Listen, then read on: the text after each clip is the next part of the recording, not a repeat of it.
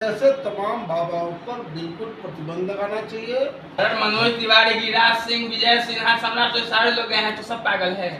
ना बिल्कुल पागलपन के शिकार हैं। जो नेता गए वह पागलपन के शिकार हैं। हिंदू राष्ट्र बनावेंगे, सीधे उसको जेल में पकड़ के बंद करना चाहिए। संविधान से देश चलता है, न कि चमत्कार से। इतना बड़ा चमत्कारी बाबा तो दुनिया में पैदा ही नहीं हुआ। कोई बैकवर्ड नहीं जुटा, कोई दलित नहीं जुटा, कोई मुसलमान नहीं जुटा।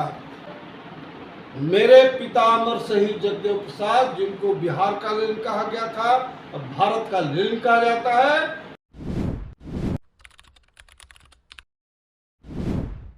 तो बिहार में एक बाबा और पूरी तहलका मचा करके गए, राजनीति से लेकर के व्यक्तिगत तक उथल पुथल मचा के गए। तमाम प्रकार के प्रतिक्रिया निकल करके आई, राजनीति से लेकर व्यक्तिगत तक। और इस वक्त हमारे साथ पूर्व केंद्रीय मंत्री सह शोषित इनकलाब पार्टी के राष्ट्रीय अध्यक्ष नागमणि जी मौजूद है। अभी दिल्ली से आए हैं और नेशनल एसजेपी के कैमरे पे पकड़ा गए हैं। सर बहुत बहुत स्वागत है हमारे चैनल पे। धन्यवाद। दिल्ली से आगे कैसी रही सफर, और आपकी अनुपस्थिति में बिहार बाबा मैं हो गया, पर्चा खुला है। आप पर्चा खुलवाने के लिए आप तो थे नहीं बिहार में। देखिए, पूरे देश का दुर्भाग्य इस बात का रहा, और मेरे पिता अमर शहीद जगदेव प्रसाद ने साफ साफ कहा था कि भारत तब तक बहुत डेवलप्ड कंट्री नहीं बनेगा जब तक भारत से भाग्यवाद, पुनर्जन्म, रूढ़िवाद, पाखंडवाद, चमत्कार का खात्मा नहीं होगा। और आश्चर्य इस बात का है कि इधर विगत 25-50 साल के दरमियान मोटा मोटी इस देश में जो साधु सन्यासियों का दौर रहा, जो रूढ़िवाद, सामंतवाद, पाखंडवाद को बढ़ावा देने वाले बाबा रहे, ये तमाम लोग का रिकॉर्ड काफ़ी काला है, गंदा है, घिनौना है। और मैं बड़ा स्पष्ट कहना चाहता हूँ कि जो भी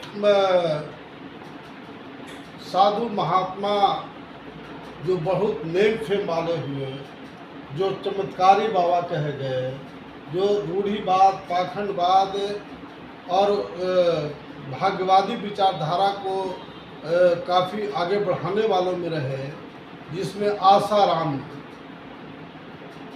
स्वामी राम रहीम,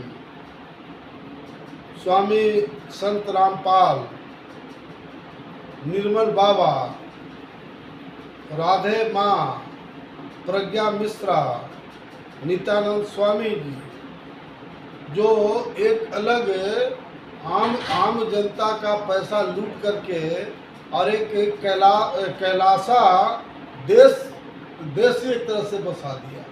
धीरेन्द्र शास्त्री जी, जो बागेश्वर धाम के बाबा भी हाल में आए थे। इस तरह से बिहार में लोगों ने माहौल बनाने की कोशिश किया कि इतना बड़ा चमत्कारी बाबा तो दुनिया में पैदा ही नहीं हुआ। जबकि जितने बाबा रहे, ये जितने लोगों में नाम बता रहा हूँ, ये अपने कुकर्मों से, गलत कामों की वजह से सब जेल के शिकंजों में जकड़े गए। फिर भी यहाँ के जो मुट्ठी भर जो सामंती तत्व है, जो भाग्यवाद और पुनर्जन्म विश्वास करने वाले लोग हैं, ऐसे लोग का जमघट ये जो धर्म शास्त्री जी आए, लोगों ने कहा कि 5 लाख आदमी जुटा, 10 लाख आदमी जुटा। मैं मानता हूँ, लेकिन जहाँ बिहार का जनसंख्या 12-14 करोड़ है, और उसमें अगर 5 और 10 लाख अगर जुटा तो कौन जुटा? कोई बैकवर्ड नहीं जुटा, कोई दलित नहीं जुटा, कोई मुसलमान नहीं जुटा। ये जो मुट्ठी भर जो सामंती लोग हैं, जो जुल्मी लोग हैं, जो भाग्यवाद और पुनर्जन्म में विश्वास करने वाले लोग हैं, जो पाखंड को बढ़ावा देने वाले हैं, ऐसे तमाम लोग जुटे हैं। हमारा बैकवर्ड, दलित, आदिवासी का कोई आदमी उसमें नहीं गया। अब इस तरह से मीडिया भी मैटर को हंगामा कर रहा है, तो मीडिया कौन है?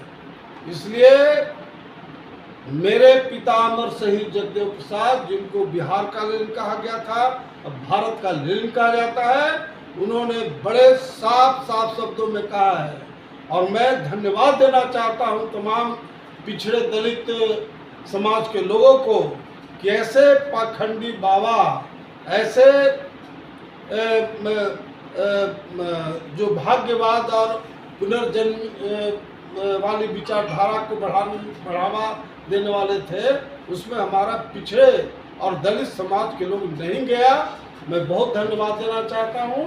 और ये हम समझते हैं कि आगे जो लड़ाई होने वाला है, जो मेरे पितामह शहीद जगदेव प्रसाद ने नारा दिया था, 10 का शासन 90 पर नहीं चलेगा, नहीं चलेगा, 100 में 90 शोषित है, 90 भाग हमारा है। और वही लड़ाई आज लड़ने की जरूरत है। खास करके जो सामाजिक न्याय और धर्मनिरपेक्ष पार्टी के लोग हैं, नेता हैं, उन लोगों से पुरजोर निवेदन करना चाहते हैं कि जो अमर शहीद जगदेव प्रसाद ने जिन मूल्यों की लड़ाई लड़ी, जिन सिद्धांतों की लड़ाई लड़ी, उस सिद्धांत पर तमाम लोग चले, चाहे लालू जी हो, नीतीश कुमार जी हो, चाहे अन्य जो लीडर हैं। तो निश्चित रूप से ये जो पाखंडवाद, रूढ़िवाद, भाग्यवाद, पुनर्जन्म पर जो आधारित विचारधारा है वो समाप्त हो। उन्होंने कहा है कि हिंदू राष्ट्र का नींव बिहार से ही पड़ेगा, कुछ कहेंगे? भाई आप बताओ कि भारत का जो संविधान है, संविधान से देश चलता है, न कि चमत्कार से, पाखंड से, रूढ़िवाद से और भाग्यवाद और पुनर्जन्म के आधार पर आधारित विचारधारा। कोई इस देश में अगर कोई भी इस बात को कहता है कि हम हिंदू राष्ट्र बनावेंगे, सीधे उसको जेल में पकड़ के बंद करना चाहिए, भारत का संविधान कहता है। और ये खुलेआम मैं तो नीतीश कुमार सरकार को दोषी मानता हूँ कि ऐसे जो लोग समाज में गलतफहमी पैदा कर रहे हैं, संविधान के खिलाफ सार्वजनिक से स्टेटमेंट दे रहे हैं कि मैं देश को हिंदू राष्ट्र बनाऊंगा, ऐसे लोग को बिल्कुल जेल के शिकंजों में जकड़ देना चाहिए। कोई हिम्मत नहीं करे इस बात का कि भारत में कोई हिंदू राष्ट्र की बात करे, क्योंकि देश संविधान से चलता है और संविधान में साफ साफ कहा गया है कि भारत हमारा धर्मनिरपेक्ष देश है और इसमें कहीं इस तरह का दूसरी कोई बात का गुंजाइश होने का सवाल नहीं उठता है। सर एक मिनट अंतिम सवाल है। मजाक में बाबा जैसे मंच पर चढ़े तो कहा बिहार के पगलों, तो ये इसको क्या समझा जाए? बिहार के लोग पागल है? नहीं, बिल्कुल ठीक कहा। जो लोग वहां गए वो पागलों का जमात था, 100% उन्होंने सही कहा। सर मनोज तिवारी, गिरिराज सिंह, विजय सिन्हा, सम्राट, तो सारे लोग गए हैं, तो सब पागल है? नहीं, बिल्कुल पागलपन के शिकार हैं। जो नेता गए वह पागलपन के शिकार हैं, लेकिन जो आम जनता जो वहाँ ये जो मुट्ठी भर जो सामंती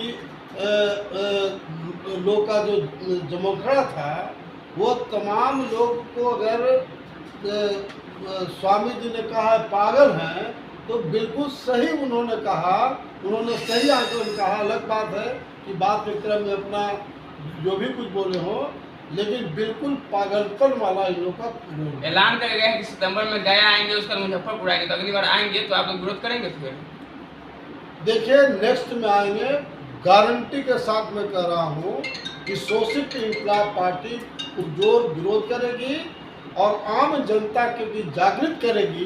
खास करके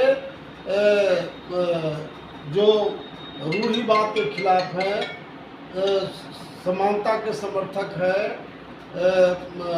जो भाग्यवाद और पुनर्जन्म के आधार पर जो विचारधारा उसके विरोधी है, तमाम लोग को हम लोग गोलबंद करेंगे और सरकार से बिल्कुल अनुरोध करेंगे और सरकार को इस तरह से एक्ट करने के लिए हम लोग लाचार करेंगे कि ऐसे लोग को बिहार में ही नहीं पूरे देश में ऐसे लोग का कहीं मूवमेंट नहीं हो, क्योंकि अभी भी यहाँ के लोग जो रूढ़िवाद से ग्रस्त हैं, चमत्कार वगैरह के फेर में आम जनता पड़ जाती है।